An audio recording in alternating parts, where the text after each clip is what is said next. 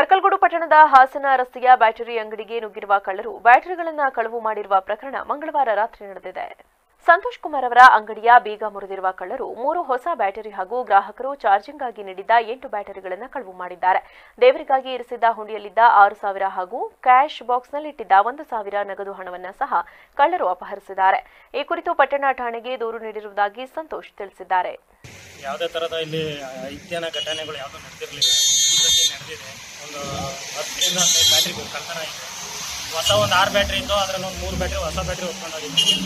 ಒಂದು ಹಳೆವು ಪಾರ್ಟಿಗಳು ಕಸ್ಟಮರ್ಗಳು ಕೊಟ್ಟರೆ charging battery ಕೊಟ್ಟಿದ್ರು, ಅವೆಲ್ಲನೂ ಒಂದು 8-9 ಬ್ಯಾಟ್ರಿ ಇತ್ತು. 8-9 ಬ್ಯಾಟ್ರಿ ಹೊತ್ಕೊಂಡು ಹೋಗಿದ್ದಾರೆ.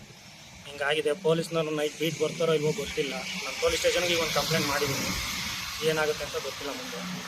ಇದನ್ನು ರಾತ್ರಿ ಹೊತ್ತು ಒಂದು 2 ಸತಿ ಪೊಲೀಸ್ನವರು ಗಸ್ತು ಬಂದು ಡ್ಯೂಟಿ ಮಾಡಬೇಕು ಅಂತ ನಾವು ಕೇಳ್ಕೊತೀವಿ.